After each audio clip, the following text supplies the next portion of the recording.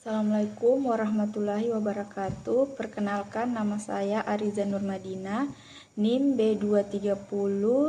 B230616162, kelas 02J Majene dan Mateng, Prodi S1 Kebidanan dari Universitas Mega Buana Palopo, mata kuliah pelayanan promotif dan preventif pada IMS dalam pranikah dan prakonsepsi oleh dosen pengampu Ibu Rismawati SST MKes. Promotif diartikan sebagai peningkatan, sedangkan preventif diartikan sebagai pencegahan. Jadi pelayanan promotif dan preventif IMS dalam pranikah dan prakonsepsi merupakan upaya penting untuk meningkatkan kesehatan reproduksi dan mencegah penularan. Definisi dan ruang lingkup IMS. Definisi IMS adalah penyakit yang ditularkan melalui hubungan seksual yang dapat menular dari satu orang ke orang yang lain melalui kontak seksual. Ruang lingkup IMS meliputi berbagai penyakit seperti gonore, sifilis, herpes genital, dan HIV/AIDS. Penularan IMS ditularkan melalui kontak seksual baik genital, anal maupun oral.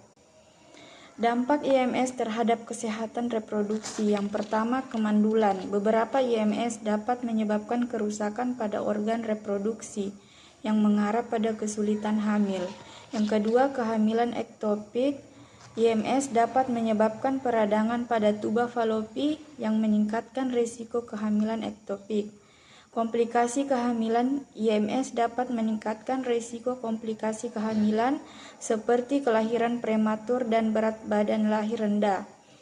Kanker serviks. Beberapa IMS seperti HPV merupakan faktor risiko utama kanker serviks. Pelayanan promotif IMS dalam pranikah dan prakonsepsi. Yang pertama, penggunaan kondom, vaksinasi HPV, pengobatan IMS.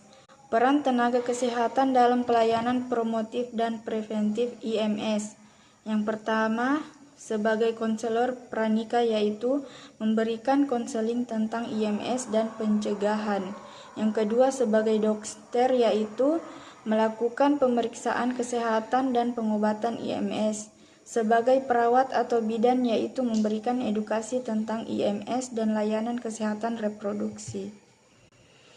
Tantangan dan strategi implementasi pelayanan promotif dan preventif IMS. Yang pertama, stigma dan diskriminasi terhadap penderita IMS dapat menghambat akses terhadap layanan kesehatan.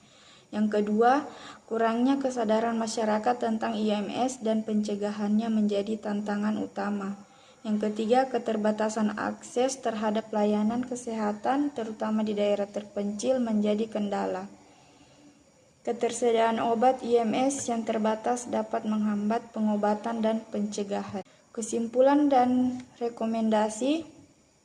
Pentingnya edukasi tentang IMS dan pencegahannya menjadi prioritas utama. Akses layanan. Peningkatan akses terhadap layanan kesehatan reproduksi termasuk layanan IMS bagi seluruh lapisan masyarakat. Dukungan pemerintah sangat penting untuk meningkatkan program promotif dan preventif IMS. Kerjasama yang erat antara pemerintah, tenaga kesehatan, dan masyarakat untuk mengatasi. Terima kasih, itu yang saya sampaikan materi. Semoga bermanfaat. Assalamualaikum warahmatullahi wabarakatuh.